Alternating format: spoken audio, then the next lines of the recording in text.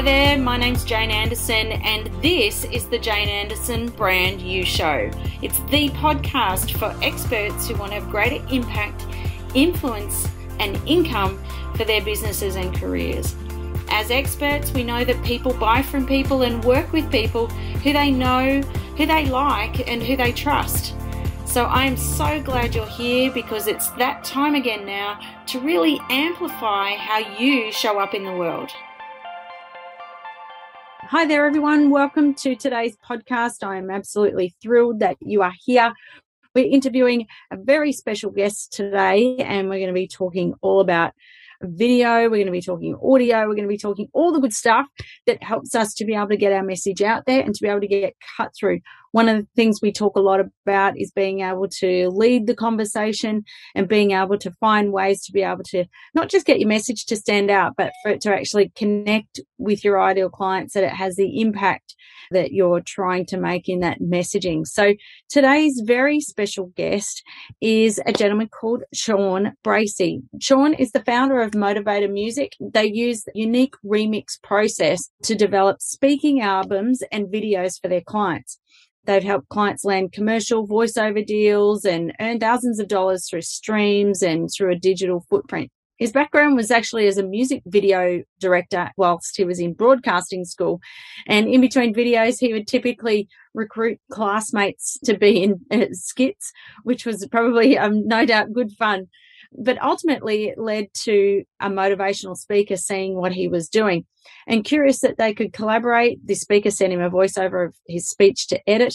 And that was the first of the voiceover that sparked an international collaboration featuring speakers across 12 different countries. And from there, what he's done is that he started to create his own material, and he's noticed gaps within the speaking industry where he now helps a lot of speakers to be able to build unique pieces of content that have their keynotes and music and visuals that go with it. So a very warm welcome to our very special guest, Chawn Bracey. Yay! Welcome, Chawn. How are you? I'm doing well. Pleasure to be here. Thanks for having me. Chawn, amazing background that you've had. You obviously understand the speaking space, but so tell us a bit about, in your intro, you shared a little bit about how you started in this space. Are you happy to go into that a little bit more about how you sort of started and the type of work that you were doing when you started to work with speakers? Absolutely. Well, I got my start in the speaking business what some people are calling divine intervention, and I'm starting to believe it. I feel like it's my calling and just wanted to pretty much run with it. At the time, first opportunity to work with a speaker, I was doing skits at broadcasting school, motivational skits once a week, putting them on the YouTube and building, starting to build somewhat of a base and, posting it across the social platforms and really growing a footprint off of that. It was called Motivation for the Motivated. It was really awesome. Just, coming up with a fresh idea every week, coming up with a skit every week, having to go and film the footage, get the footage edited all within a week, every week. You kind of throw yourself into the fire. So throughout this time, I'm really trying to study the best marketing techniques while I'm in school and actually implementing a lot of this stuff at the same time. And doing so, I caught the wind of a motivational speaker. They were curious how we collaborate. And I was like, hey, I do production. Send me a speech. I'll edit it for you. In that process, I'm just making the instrumental, writing a cinematic movie score to the speech because it had I felt like it had a potential to be like a Rocky type of theme, right? Mm-hmm. So I'm doing that. And as I'm doing it, I'm getting really inspired. I'm like, wow, this will be really awesome if I had another speech with this one and it could flow and have the structure of a typical song that you listen to, right? So I reached out to a bunch of speakers on LinkedIn, and it was nobody got paid for this. It's like a free project. And I think that's why a lot of speakers were writing me back. I didn't really expect that, but I did write a bunch of people. As I'm getting messages back and speeches back, I'm like, wow, so this is really good, but it's too much for one track. So that turned into a full album. So I took all of those little short snippets of voiceovers and, put them all together and made compilation tracks on a compilation album. And some of those speakers found value and was like, hey, this is really neat. I don't know too much people doing this, but what would it look like for myself? That's when, fast forward, here we are now. Yeah, you've done some amazing stuff. I've had a good look around at your website and I know we've had a good chat about it. So how it kind of works. just to clarify, so if I'm a speaker, because this is really about sort of being able to take, like, you might have a piece of material that has been filmed at a conference or where you've been speaking, and then so we take that piece of video, and then so in that process is that they're on stage and they've been filmed doing the keynote or doing this. It might be part of the keynote, maybe it's a story that they tell or something like that. And then so the audio is captured and on stage, and then you're choosing really a remix and elevating it. And I'm imagining it's got some imagery coming in, it's got the music that you're choosing. Like you said, you found one that was kind of like it needed the Rocky theme. It had a Rocky kind of feel to it. So I'm imagining that the emotion and the mood that you're trying to capture that aligns with the message that's coming through. So that's a real art. That's kind of how it works. Yeah. So people kind of give you, here's what I did at a conference, and then you weave your magic. Is that right? Absolutely. That's what happens. And it's a beautiful process. And what's great is that you could just create something one time and, benefit from it forever. That one Yeah. conference that you're giving, a lot of times speakers tell me, like, I wish I could have a way to engage with the audience beyond the keynote. I wish, Yeah. like, just being able to provide that motivation on the go as well. So the people in the audience are a lot of times the people that are going to get you rebooked when you impress them. So if you're Yeah. able to talk about, like, say there's like back of the room sales, like after a talk you're able to kind of sell from the stage. So if you're able to, hey, like, I actually created an album from this, if you like this, you'll really enjoy this album I put together. It's fun, it has some music with it. You're going to be able to take a lot of these principles and apply them on the go as you go. So check this out, Right. listen to it over and over. So that's interesting, Chawn. So the things that you do are things like, so it's not just like a piece of content that can go on social media or on my landing page on my website that's kind of part of a branding video, but what you can do is actually create an album. So if you're a motivational speaker, like you said, you've got back of room sales, you've got books, you've got all those types of things, but you've got perhaps an album and it's snippets of, like I say, a song for the length of time. Each snippet might be 3 to 4 minutes, and it's something that's motivational. It's like listening to a CD kind of, but it's your version of that as an expert. Yeah. Definitely. It's like listening to a CD and taking the same thing that, say, if you had a podcast, packaging that podcast within a 3 to 4 minute sound bites, you're getting the same value in shorter spurts. Well, attention spans are decreasing by the day. Yeah. I love that idea. Yeah. Because if we think about it, podcasts are typically like 40 minutes or 20 minutes maybe. But what these can be is sort of, say, it's kind of like your best pieces of your work coming through. And I'm also thinking that maybe it's through the story. There might be, what are the top 5 stories that you've got, or the top 12 stories, and that album, you've got your album that's maybe the album aligns with the book. Like if you've written the book on the topic and someone doesn't have time to read a whole book, you go, great, listen to the album. It's got 12 key messages in it. Is that kind of how it works? Exactly how it works. I feel like it's the best marketing tool a speaker could ask Yeah. for. So how long does something like that take to do, Chawn? Yeah. So what's great about it is it only really takes 2 to 3 weeks. Right. And this is 2 to 3 weeks after the initial process of setting aside about maybe 30, 60 minutes, 30 minutes to an hour. Okay, hey, do I have any footage at a conference? Do I need to record a fresh voiceover? Do I have something on YouTube that I could send this guy? And it's usually a combination of all three. And with that, create an archive, draw from the archive, see what can work, see what we're looking for. And with the album, what message do we want to send? What do we want this album to do for us? Maybe you have a new keynote you want to expose to the people. Maybe you want to spark some new energy into your whole keynote. That's what it would look like. And yeah, so 2 to 3 weeks, we can have the videos edited. So we like to also add some videos to the album package, like ideally. So it's like a 8 to 12 track speaking album. And you will also get a few videos. You want to just over deliver. You get a Yeah. few videos, and what we want to do is also clean up a speaker reel or create a speaker reel for you as part of our package if you don't already have one. Because I've seen too many times where speakers promoting a speaker reel from like 3 or 4 years ago. And I mean, hey, it's cool. I mean, content lives forever, but let's go on and get you a new one. Let's clean it up. Yeah. Let's add 2 shots to it.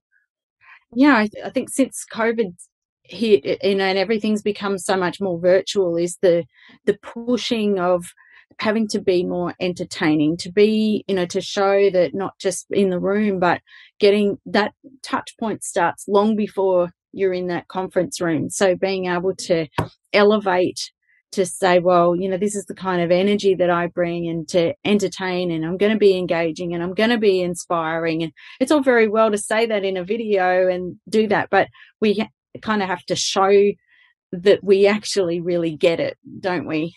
We need people like you who can help us really elevate that. So let me just make sure I've got this right, because I think what you're doing is really unique. I think it's really valuable, and I think it's where everything's going, because we're trying to create that experience of when someone's thinking about booking us. And we're not talking about a $500 fee here. We're talking about, these are people want to make sure, these meeting planners and conference organizers, their biggest fear, they've got two problems. One problem is they've got to get bums on seats. They've got to sell tickets. And the other problem they've got, or their fear, is that they choose the wrong speaker. Like if you're the wrong speaker, yes, you look bad, but the meeting planner actually looks worse, because they go, who booked this person? Yeah. So our job is to make sure we've got a good platform and profile to help them sell those tickets, our social media and all that sort of stuff, so people know who we are when they book us. But the second thing is we've got to be good. And so being able to captivate them, so they go, oh, I so want to see this person speak. So I'm thinking there's the touch point of that. But then there's also, did you just touch on before that you can put, say, some music in some of the keynote, like if you're presenting or doing a keynote and you've got a section that needs the right music and the ambience and the feel, did you say that you can do that as well? Absolutely. It will come down to how the event can incorporate the sound within that, but it definitely can be incorporated within the keynote speak. Whether you're looking at using it as the intro, like as you're walking out, like a walkout music, I want to play my actual speaking track to introduce myself. Every superhero needs their theme music, right? So, or if you want to do it at some point in the middle of your talk, when you want to maybe transition from one point to another point, or maybe you want to do it towards the end of your keynote, where you want to just end off with a bang, right? Or you could do all three. This is so powerful. I think this is really where we're always looking for people who've got this creativity but understand the industry, because we need someone like you to translate some of that for us, because for us as the speakers, we're often in our content and in our expertise and being able to get that result. But someone like you is being able to translate that audience experience and emotion and the connection to the message, to see those opportunities within our messaging. Because sometimes we're like this, we're just like too close to our own stuff and we can't see it, but to have that objective set of eyes but can see. I can think of someone like Matt Church. Matt Church has been a mentor of mine. I've worked with him for about 7 years, and he talks about, he's been booked, he's on eSpeakers, he's the third most popular booked motivational speaker in eSpeakers. So he's very well known here in Australia, but he does speak a lot overseas. But he talks about, if you're a thought leader and you're a world-class speaker, he says it's not about just getting on the stage and delivering the message. It's how do you change the room? And I really like that, because I think that aligns with what you're saying is about, that's our job. Our job is to change the room. And the only way you can do that is not just, we get so caught up in that content, but taking the step back and looking at, it's almost like getting out of yourself and looking over the stage and the audience and the entire experience of this conference, isn't it? And we're just a small part of that, but what's the experience I've got to create here? Absolutely. You hit it right on the nose. Like, that's completely right. You have to really make an impact. You're coming in as a keynote speaker. Like, they want to see visible change. They want to say, hey, after we book that speaker, things are changing around the organization. Everyone's more energetic. The engagement's up. People are asking better questions, more questions, working a little bit harder. You're seeing a visible change, and that's what you're there for. And if that visible change is them being able to listen to your album in between working, like, you're kind of cheating a little bit, because they're actually listening to your album every day.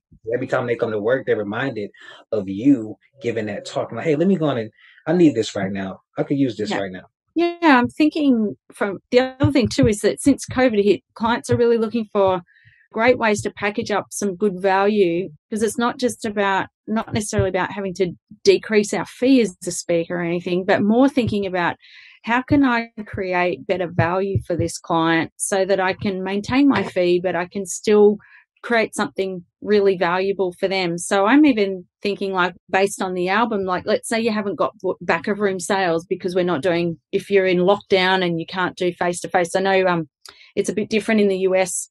There we've had very minimal deaths here. So we've had, I think, just under 100 deaths in Australia of Oh, really? COVID. So we've had Consider. we've had very strict quarantine. We've had very strict lockdowns and things like that here in Australia.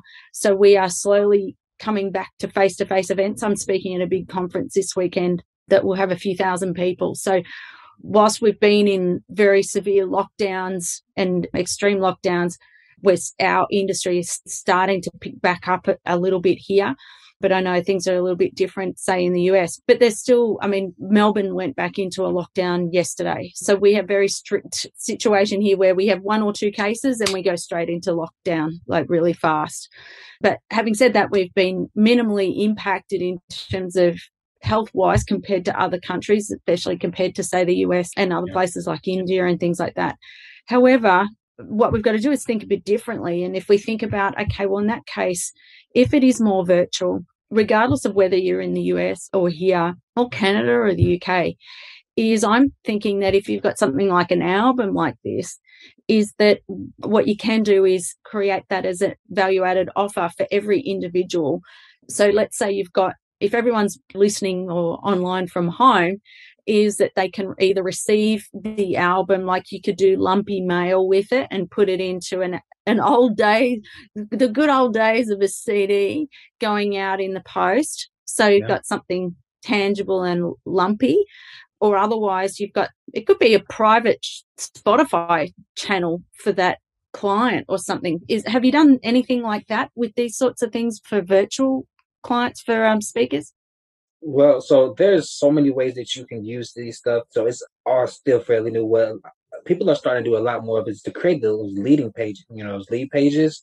But Okay. with that idea specifically, I don't haven't seen one of my clients offer that as part of in that way. I mean, I think that could be really awesome and very beneficial and really get a lot of value at it. Yeah, because you're sort of trying to extend the message. Like, what aren't we? Like, as speakers, our job is to go, okay, how do I get the message to linger? And how do I get it to stay sticky, that they keep talking about it and they go, hey, I did this and I did that. And so I love that idea of you can go. So all the things you could do with this kind of experience that you create is that you could go inspiring landing page, like opt-ins, things like that. Lumpy mail, like you could create a product out of it and create an album like it is actually like on a product, like a CD, like Brian Tracy is the master of that.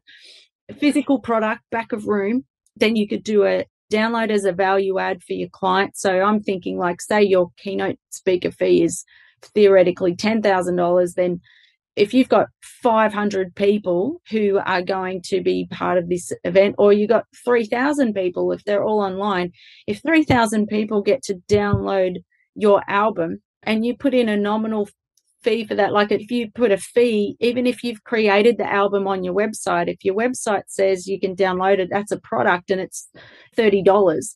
You've now added $30 per person of value into the keynote fee. So you go 3,000 people, let's say, by $30, and you've now created some pretty good negotiating power for a good keynote fee, or to hold your keynote fee, thinking rather than discount it, is go, no, because as you know, we talk a lot about personal branding, positioning, pricing. That pricing is such a big part of the brand, is that holds the value in the brand rather than having to discount. So I'm thinking, if there are any other ways that you've noticed that, or that you've seen perhaps opportunities, Chawn, like they're the ones that sort of come to mind, to be able to hold the value in your fee, sell it as a product on your website, back of room sales, and adding it in as part of it, like not just to hold the fee, but to get the message to keep lingering and moving. So if you've got 7 tracks, you might do a drip feed of the tracks to all the participants over the next week or something. Are there other things that you've seen people do or opportunities that you see that people could do this sort of thing for? For sure, using the album and different tracks as the entry into your funnel, whether that's a popular way I've seen is just offering a free download to the album for, to say you want to sell your book. Okay, you can download chapter 1 of the book. Now you've got the email address. So just doing a lot of the same marketing techniques, but just using the album and the tracks as a centerpiece. It's that little bit of difference that could make the major difference. Because as you know, one speaker getting booked over another, it's the smallest margins a lot of times because many of these speakers can deliver the same or similar value. Yeah. And Chawn, when you create an album, is there an optimal number that you notice that works well? Like, is it 5 tracks or 12 tracks, or is there a sort of really sweet spot that you find that works well? For sure. I think the sweet spot is about 8 to 12 tracks. Yeah. You don't really need a whole lot. It's impact. It's impact. Yeah. And, 8 minimum, you're good. Solid. And what are the biggest mistakes that you see that, or problems that people have, like when they come to you, if they're going to do something like this, what are the things that make it easy for you to work with people like us? And then what are the mistakes or things that make it hard? I say getting started could be the easiest or hardest part. It could be the easiest part if you already have an archive, some stuff in mind. If you have some kind of home studio, you're ready to record or just ready to press in on some stuff you've already did. It could be hard if you haven't really organized any of your stuff. Email about 5 different people to get some footage from your speech a while ago, or you're just having some trouble coming across some footage, or you're not willing to record a new voiceover. I mean, you can record a voiceover on your phone right now, 10 minutes. That could be the centerpiece. So it could take 30 to 60 minutes of your time, or it could take a long time if you want to really find some specific footage that you did 10 years ago, but you can't go without it. It shouldn't take long. But I mean, sometimes people are real specific about this stuff. All right. And any pitfalls or advice that you have for speakers like us if they're thinking about doing something like this? Let's make it happen.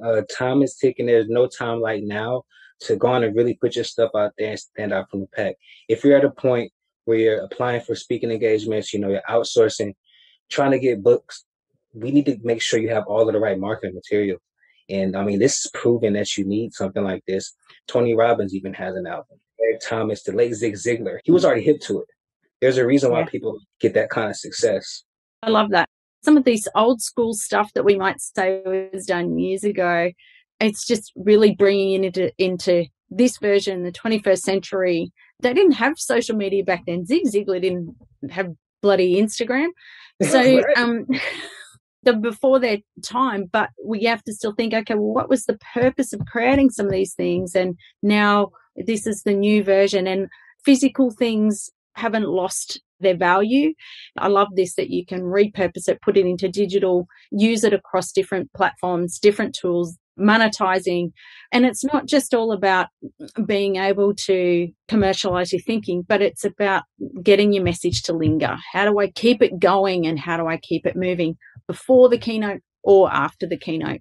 So I would highly recommend, if you want to have a look at Chawn's work, you might want to jump onto his website, which is motivatormusic.com, because Chawn reached out to me and I was looking around and I was like, yeah, this makes perfect sense. Like, I totally get what you're saying here. And it's actually, I think, really getting people to really understand a speaker and the types of moods and experience and emotional connection that you're trying to create at every moment on that stage. You don't always come across people who really understand the speaking experience and what you're trying to create, because it's not just about getting on stage and being the expert. It's about how you're changing the room. And this is the kind of stuff that changes the room. So jump onto Chawn's website. It is motivatormusic.com, and make sure you reach out to him. Tell him I sent you and that you heard about it on here. Chawn, thank you so much for jumping on today. Is that the best place to go if people want to jump on and reach out and check out what you're doing, and if they want to have a chat to you? Yeah, definitely. The best place to go is the website. You'll be able to get a feel for what's possible, some things that have already happened. You can book a call on the site, check out some sample videos. Going to put a new speaker reel up there today. That's visually, the speaker reel is a good step. So we want to put one of those speaker reels out there on top of the album, set you up with everything you're going to need to really stand out from the pack. Yeah, I think that's great. I'm here now, and you've got some great examples of, like you said, whether it's speaker reels, whether it's albums, whatever it is, you really get the speaking game, and I really love what you're doing. So thanks for jumping on today, and hopefully we'll catch up again in future and hear about all the other new things. This technology changes so fast all the time, and ideas and creativity. So we look forward to staying in touch and hearing what you're up to.